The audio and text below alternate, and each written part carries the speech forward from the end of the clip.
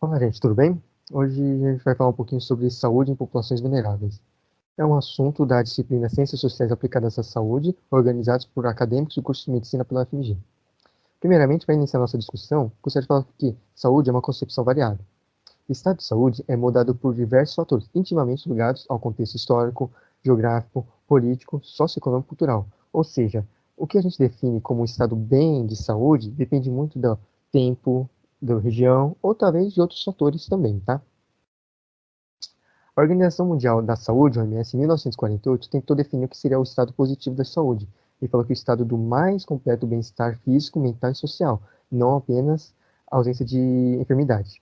Contudo, esse conceito foi muito restrito e muito criticado por muitos analistas, né? E com o tempo ele incluiu a dimensão espiritual relacionado aos significados e sentidos da vida, emoções e convicções de natureza não material, não se limitando a um tipo específico de crença ou prática religiosa. Para exemplificar bem todo esse conceito gigante que a gente já escreveu aqui da OMS, eu coloquei essa pequena sentença que exemplifica muito bem. Saúde é um estado de razoável harmonia entre o sujeito e a sua realidade. Passando para o próximo tópico, a gente vai falar um pouquinho sobre vulnerabilidade. O conceito eu coloquei aqui bem curtinho, né? Que é a exposição às infecções e adoecimentos, seria a vulnerabilidade. A vulnerabilidade ela se articula em três componentes, como a gente pode ver aqui. O componente individual, em que o indivíduo, né, a parcela social, ele ausenta-se de informações ou ele não tem como praticar essas informações. Ou seja, essa parcela social acaba se ficando mais vulnerável, ou seja, mais exposta às infecções e adoecimentos. Além disso, pode estar muito relacionado esse componente individual com componentes sociais, que são responsáveis por propagar essas informações e permitir que aconteçam essas mudanças práticas dos indivíduos, né, da parcela social. Por fim, com um componente mais amplo, é o componente programático, que é responsável por recursos, né, conseguir alimentar bem esses três componentes, gerenciamento, conseguir organizar bem esses componentes, e programas também, né, de incentivar esses componentes a funcionarem bem e reduzir a vulnerabilidade. Contudo, a gente sabe, né, que existem determinantes sociais, né, como a gente já viu anteriormente, condições sociais, econômicas, culturais e psicológicas que expõem os indivíduos. Ou seja, existem algumas condições que acabam gerando um impacto sobre a equidade em saúde e o bem-estar, ou seja, gerando desigualdade e iniquidade. E isso acaba tornando, como que é? Comprometendo algum desses componentes, tornando a parcela social mais vulnerável que outras, como a gente está vendo também nesses modelos aqui que eu coloquei de outras aulas também. Eu coloquei aqui um projeto mosaico da Faculdade de Medicina da UFMG, que se juntou a oito instituições de outros países, de fase 3, para testar a eficácia e segurança das vacinas contra o HIV. É o projeto Mosaico. Ele mostra bem um componente social, tentando reduzir as vulnerabilidades de algumas parcelas sociais.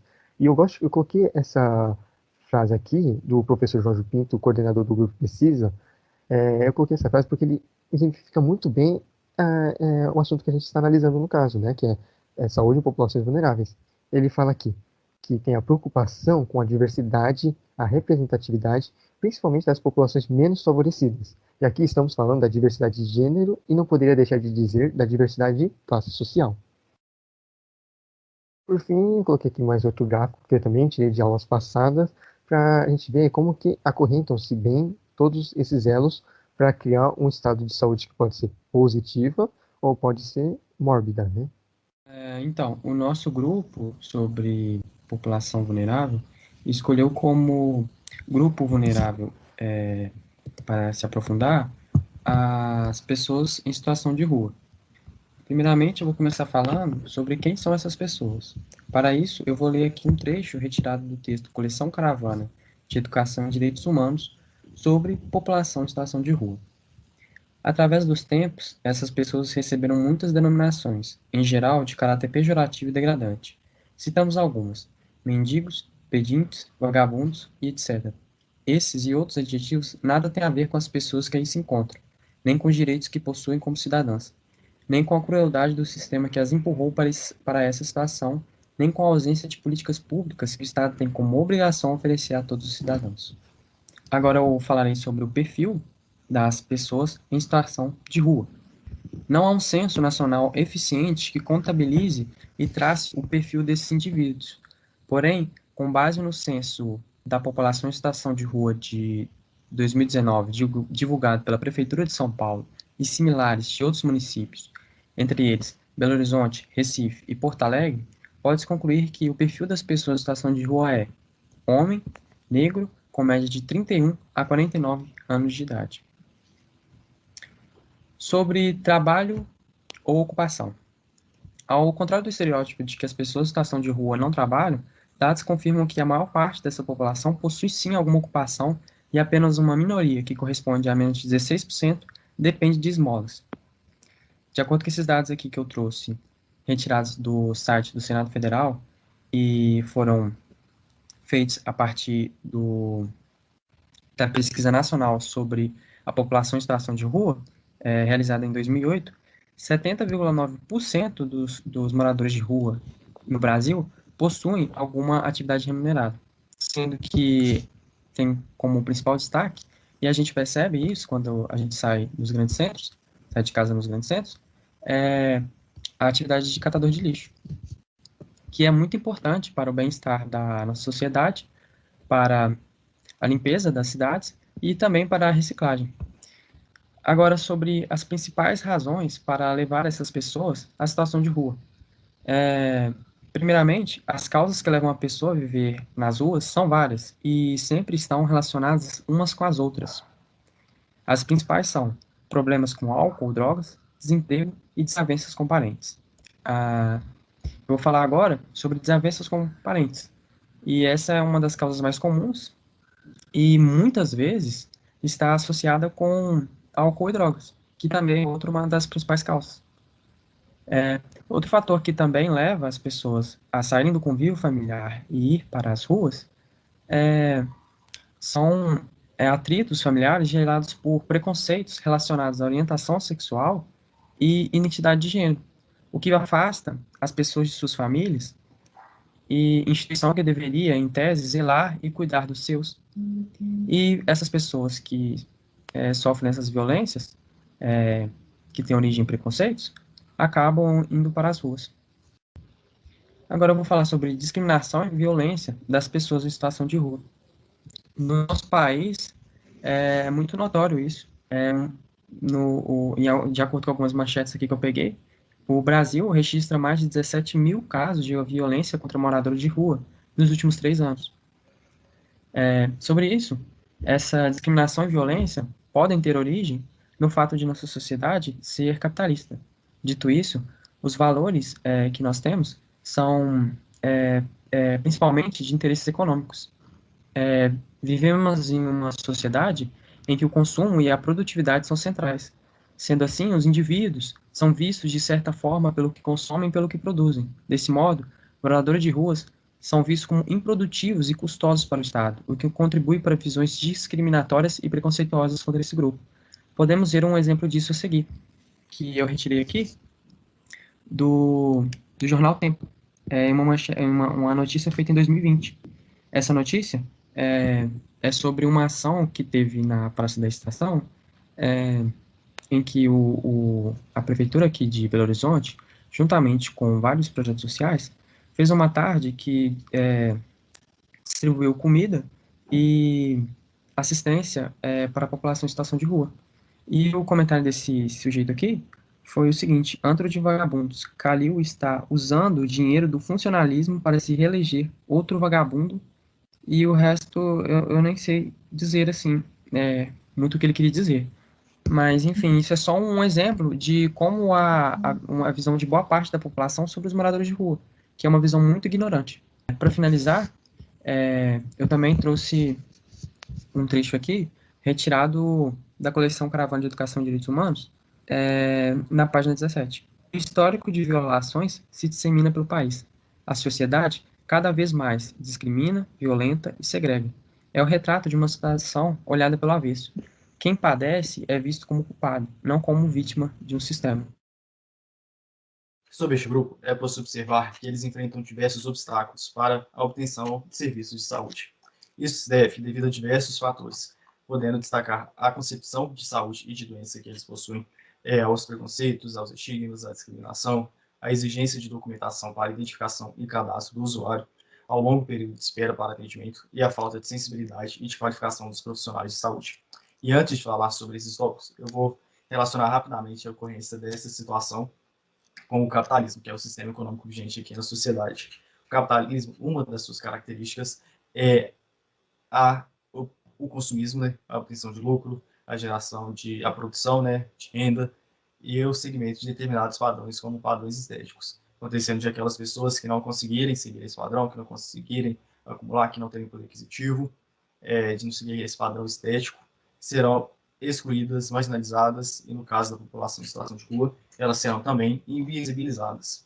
De início, eu acho válido explicar a concepção de saúde e de doença que essas pessoas possuem. Para elas, saúde é a capacidade de cumprir e de desempenhar as suas necessidades, né, de garantir. O corpo, para eles, é um instrumento de trabalho. Então, se eles conseguirem trabalhar, se eles conseguirem andar, locomover e exercer aquilo que eles precisam, então a saúde está boa. Já a doença é o contrário. Se eles estão com alguma enfermidade que irá limitar ou comprometer o cumprimento desses deveres, se eles estão com um grau de debilidade considerável, então há a ocorrência de alguma doença, né, alguma doença em curso ou algo de errado, né? E isso até explica bastante o fato de essas pessoas procurarem atendimento médico somente em casos mais graves. Até pelo fato de, pelas circunstâncias, pela realidade deles, de não conseguirem ter uma higiene adequada, de não conseguirem ter um maior cuidado assim com o corpo, né? Uma vez que eles não conseguem tomar banho frequentemente, se acontecer de aparecer alguma mancha, algo assim, eles provavelmente podem não notar. E até pela concepção de saúde, eles irão procurar atendimento quando tiver um grau de debilidade bem avançado. Aí acabam comprometendo o acesso deles à saúde. Já os preconceitos, os estigmas, a discriminação, eles contribuem por barrar, por dificultar e de impedir as pessoas de procurarem serviço de saúde, né? Visto que quando eles vão a um hospital, uma unidade de pronto atendimento, algum posto de saúde, é comum acontecer de eles sofrerem discriminações de qualquer tipo, seja por olhares, seja pessoas afastando, seja por atitudes, por falas, comentários, xingamentos. Já aconteceu de mandar a pessoa sair daquele local, né? Tanto que em um censo, né, uma pesquisa nacional do governo, já aconteceu de 19% aproximadamente dessas pessoas serem impedidas de terem atendimento médico por conta da condição na qual eles se encontram. Então, com receio de sofrerem essas discriminações, de sofrerem preconceitos, elas não desejarão ir até esses locais. Aí acaba barrando bastante de terem acesso à saúde. A exigência de documentação para identificação e cadastro do usuário, ela dificulta pelo fato de essas pessoas elas não terem locais fixos para morar, de não conseguirem armazenar adequadamente a sua documentação, não conseguem, é difícil deles ficarem com o documento, tipo assim, no corpo, né, em algum bolso, porque podem perder, pode sujar, pode danificar ele, algo do tipo, e para eles emitirem outra documentação é um processo mais complicado, envolve outros fatores, e acaba impedindo eles terem acesso à saúde, já que isso é política do hospital, desses locais, é a solicitação da documentação para identificar e prosseguir com o atendimento. Então, se eles não tiverem a documentação, consequentemente não conseguirão ser atendidos. O longo período de espera também é um fator que compromete o acesso, pelo fato de que essas pessoas, por não terem locais fixos, então não é garantido moradia, não é garantido refeições, alimentação. Então, se eles forem se alimentarem, né, em restaurantes populares, por exemplo, há horários delimitados. Então, se eles ficarem aguardando por um longo período para receber atendimento médico, eles irão perder o horário para refeição. Então, eles terão que optar se eles irão comer, se eles irão almoçar, ou então se eles terão um atendimento médico. Aí acaba também comprometendo eles a terem esse acesso à saúde. E, por último, destacando a falta de sensibilidade e de qualificação dos profissionais de saúde. Porque o que a gente observa é que ocorre um certo estereótipo, né, deste grupo. E o que não é assim na prática, né? A gente observa que tem pessoas de todos os sexos, idades, a gente tem jovem, a gente tem adulto, a gente tem criança, a gente tem idoso, a gente tem gay, a gente tem lésbica, E acaba que no atendimento acontece de os profissionais de saúde estereotiparem somente um certo padrão de morador de rua. Aquele estereotipado, que é o pedinte, que é um homem, e que é um alcoólatra, provavelmente, algum usuário de drogas. E acaba que neste atendimento ele vai restringir todas as possibilidades de diagnóstico a essa realidade. O que sim é um fator contribuinte, é um fator que pode ter relação com alguma enfermidade, mas porém não pode restringir um atendimento mais amplo, algo assim que mais geral sobre o que ele pode ter, que podem causar doenças.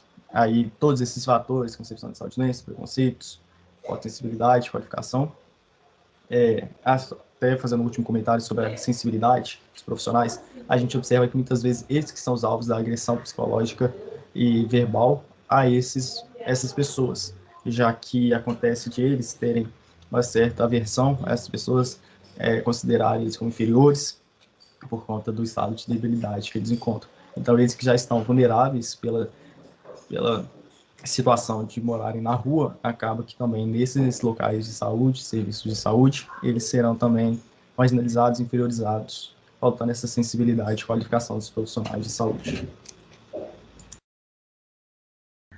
Com relação às A Política Nacional para a População em Situação de Rua é a principal legislação brasileira voltada para essa população. Ela foi instituída pelo Decreto 7.053, de dezembro de 2019, e é uma articulação intersetorial que procura garantir para as pessoas em situação de rua o acesso a políticas públicas que facilitem sua reintegração à comunidade e ao seu núcleo familiar, assim como o exercício dos direitos dos cidadãos brasileiros. Para isso, ela desenvolve uma série de ações e estratégias e tem como principais objetivos assegurar a essas pessoas o amplo acesso a programas de saúde, educação, segurança, moradia e assistência social, instituir a contagem da população em situação de rua, incentivar e divulgar a produção de conhecimento sobre a população em situação de rua e também desenvolver ações educativas focadas na promoção e respeito entre a população de rua e os demais grupos sociais. Além disso, ela também estabeleceu o Comitê Intersetorial de Acompanhamento e Monitoramento, que fica responsável por propor e fiscalizar a implantação de medidas que beneficiem essa população. Outra medida muito importante são os consultórios na rua. Eles foram instituídos pela Política Nacional de Atenção Básica e têm o objetivo de ampliar o acesso das pessoas em situação de rua a serviços de saúde. São equipes multiprofissionais que contam com enfermeiros, agentes de saúde, assistentes sociais, dentistas, médicos, psicólogos, e eles trabalham de forma itinerante durante o dia ou durante a noite, todos os dias da semana. Eles também podem atuar em parceria com centros de atenção psicossocial, as unidades básicas de saúde e o serviço de emergência. E uma coisa que é muito importante ressaltar aqui é que a responsabilidade pela saúde da população em situação de rua, ela é de qualquer profissional do SUS, ainda que ele não esteja diretamente relacionado com os consultórios na rua. Por fim, os centros POP, ou Centros de Referência Especializados para a População em Situação de Rua, eles são vinculados ao Ministério da Cidadania e eles desenvolvem uma ação bem ampla, condizente com as necessidades dessa população. O objetivo principal é fornecer meios para que essas pessoas reestabeleçam sua autonomia e consigam se reintegrar à sociedade, sempre respeitando as especificidades e as particularidades de cada indivíduo. A equipe ela é composta por psicólogos, assistentes sociais e educadores que desenvolvem ações voltadas para a socialização e para a troca de experiências entre as pessoas em situação de rua. E, além disso, eles também auxiliam eles com emissão de documentos. Uma ação muito importante que eles desenvolvem é o registro dessas pessoas no CAD único, que é muito importante para as pessoas que podem ter direito a benefícios sociais, como o Bolsa Família e benefício de prestação continuada.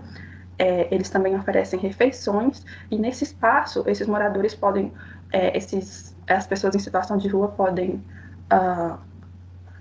tomar banho, utilizar os sanitários, também tem um espaço voltado para lavanderia, e eles também divulgam e orientam essas pessoas com relação a vagas de emprego. Esse aqui é um material complementar que a gente Não conseguiu colocar totalmente no vídeo, porque realmente ficou bem apertado. A gente fez um vídeo de 27 minutos, a gente teve que reduzir para 19, assim. Foi bem complicado editar, mas aí teve um material que a gente tirou, né? E a gente queria complementar aqui nesse encontro síncrono da gente, né? Espero que dê aqui. Tá dando certo aqui? Então, aí a gente preparou esse sumário, né, mais ou menos, que eu vou comentar um pouquinho sobre as formatações dos slides, sobre um caso clínico que acho que vocês viram no nosso documento, que tá, mas a gente acabou tirando por conta de falta de tempo, né? Housing First e populações em situações de rua no contexto de Covid-19, tá, gente? Primeiro, esse aqui foi tentativa de criatividade, quando eu tentei formatar esse slide, foi como que é? Essa diferença de cores, sabe? Com uma ideia de iluminação, sabe? A ideia no final do vídeo, assim, é que possa abrir a mente de todo mundo para perceber sobre essa população vulnerável que a gente apresentou, né? Para destacar ela e para colocar em destaque, né? Então essa foi a ideia da formatação dos slides, né? Coloração meio diferente, né? Mas essa foi a principal ideia. Eu falei que eu viajei total aqui, né? Eu coloquei principalmente esse imagem aí que eu tentei colocar em sei lá, uma ampulheta, né? Tentando mostrar, né, que a concepção de saúde é variável, né? Ela se molda dependendo do seu contexto. Isso aqui que eu quis representar, né? Sei lá se eu posso falar que é uma poesia concreta, né? Sei lá, nem lembro disso aí de português, mas era tipo isso. Tá. Agora, do caso clínico que eu quis apresentar no nosso vídeo, era mais para a gente conseguir diferenciar bem o que é vulnerabilidade e risco, porque quando eu estava estudando o material, nossa, foi bem complicado, assim, conseguir colocar na minha cabeça o que é vulnerabilidade e risco de fato, né? Aí eu coloquei um caso clínico, assim, bem breve, assim, bem tranquilo de a gente analisar, né? Que foi onde um paciente masculino, né, do sexo masculino, 42 anos, negro, casado, que trabalha como faxineiro, analfabeto, comparece ao posto de saúde devido ao emagrecimento de 10 quilogramas, fadiga, com início há 4 meses. O paciente é previamente rígido, não utiliza drogas, mas retirista e tabagista. Relata ter relações heterossexuais com várias parceiras sem uso de preservativos. Alguns exames que foram observados foram emagrecimento, temperatura axilar, 36,7 graus Celsius, discreta hiperemia, descamação na face, frequência cardíaca de 83 BPM, frequência respiratória de 21, e resultado de teste no sangue para a presença de anticorpos anti-HIV é positivo, né? Então, concluindo, ele é um paciente aidético, né? A ideia de trazer esse caso clínico assim, é para despertar interesse, né? Mas não deu para colocar no vídeo, infelizmente. Então, mas a gente queria analisar esse caso clínico, mas uma perspectiva mais social e para a gente conseguir diferenciar bem esse vulnerabilidade e risco, né? O risco, como eu coloco aqui, ele busca expressar as possibilidades de um grupo social ou de um comportamento de risco. Ele busca, como que é? Expressar essas possibilidades deles contraírem, né? De eles adoecerem. Já a vulnerabilidade, ele também está bem articulado em relação ao risco, mas ele é um pouquinho mais universal, né? Todo mundo pode pegar, né? Ele busca expressar potencial de adoecimento e não. Ou seja, todo mundo pode pegar, só que existe algumas suscetibilidades sociais, né? Existem algumas parcelas sociais que são mais vulneráveis que as outras, basicamente. Aí no caso do nosso caso clínico, que a gente trata de pacientes aidéticos, a gente viu em casos em aulas passadas, né, que o grupo de risco que a gente analisou foi os indivíduos homossexuais. E a gente viu que essa análise estava totalmente errada, né? Assim, não é que estava errada, mas assim, a gente focar o nosso tratamento em relação à AIDS apenas ao grupo de risco não deu certo, né? Comportamento de risco, né? Como não usar preservativo, né? Isso aí também a gente tenta enfocar, mas apesar de a gente tentar atuar em cima desses grupos de risco, comportamento de risco, a gente percebeu que não houve uma redução na expansão da epidemia da HIV. Ou seja, se tratava de um caso de vulnerabilidade, né? Todo mundo tinha chance de pegar HIV, né? E alguns componentes, né, são fatores que levaram mais suscetibilidades sociais, como o indivíduo não apresentar educação decente, as escolas não apresentarem conscientização, educação social, ou mesmo um Estado negligente, né, por não formar algumas políticas públicas sociais relacionadas à tentativa de contração, né, dessa expansão, né, da pandemia. Por fim, né, eu só queria falar, né, que no caso clínico, para tratar esse paciente, talvez o uso de antirretrovirais poderia ser uma solução, né? Mas, assim, para o controle da AIDS, assim, que tem sido alarmante, há necessidade de políticas públicas e práticas sociais efetivas, né? Então, a gente analisando em um contexto mais de vulnerabilidade, ao invés de apenas do indivíduo só, né? Agora eu vou passar minha palavra para minha amiga, né, a Mirella, para falar sobre Housing First.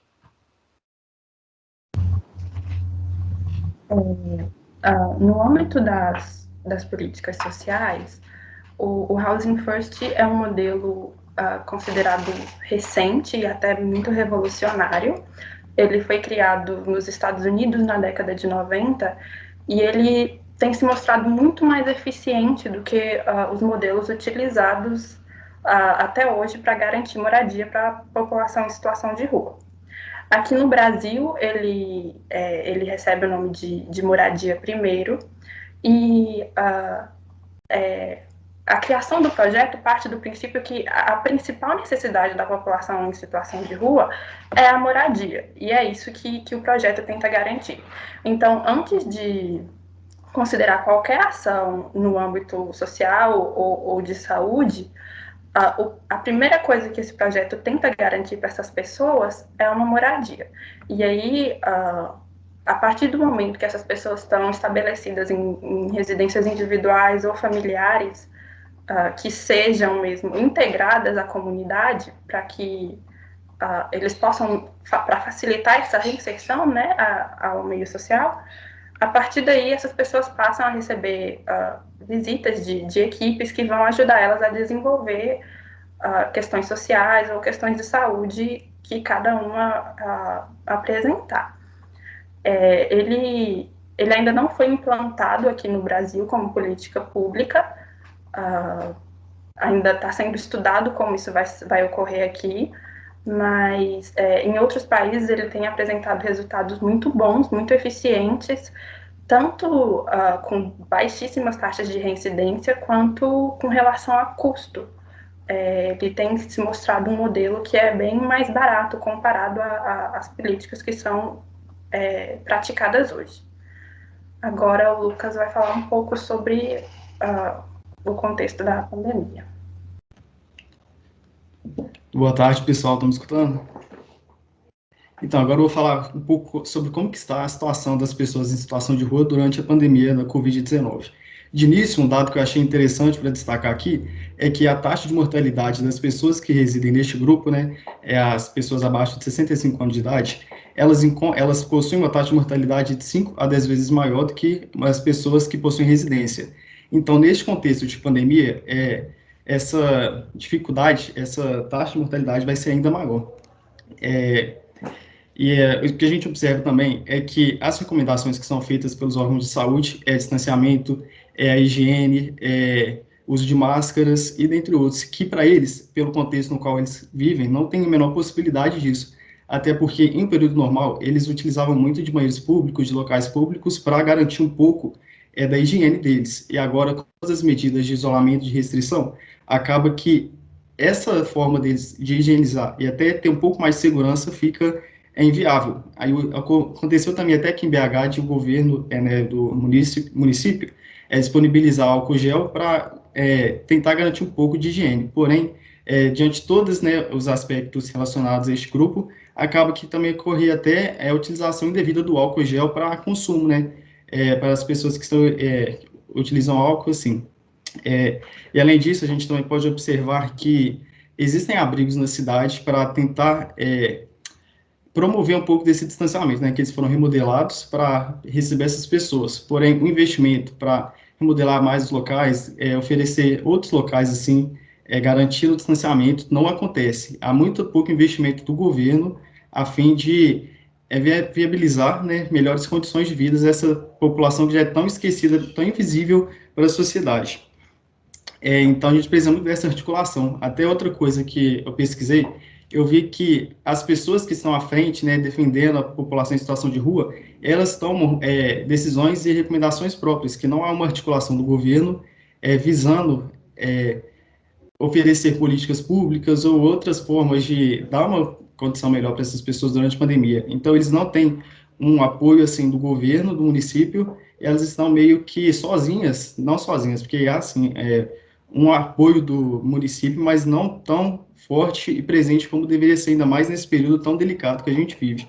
Então, acaba tudo aquele fenômeno de invisibilidade ficou mais grave ainda, e essas pessoas ficaram mais carentes e expostas ao vírus. E eu até queria trazer aqui relação de mortos, de óbitos dessa população, mas acaba que a invisibilidade também chegou ao ponto de não ter nem dados, assim, para a gente comentar sobre quantas pessoas deste grupo que estão morrendo devido à doença. Aí até o desenvolvimento de políticas para isso fica difícil, porque não tem dados assim para você querer intervir com a situação. Aí esse é o panorama que eu queria trazer da Covid com esse grupo. Ainda vou complementar um pouquinho mais. Eu também tinha dado uma olhadinha, né? Dado uma pesquisada e tipo, como o Lucas falou, né? Que tem muito do estado, do município para atuar. E eu vi numa pesquisa eles mostrando, né, que alguns planos de ações, né, desses estados, municípios, eles elaboraram para tentar prevenir, para intervir, para conscientizar, só que grande parte desses planos de ações não foram efetivados, ou se foram efetivados, não foram por conta do âmbito municipal e estadual, mas sim por ONGs, assim, sabe? Então já vem uma situação delicada, né? Não é, a gente já tem uma dificuldade em relação a apoio, né, governamental ou até federal também, né? Só isso que eu queria complementar nesse final.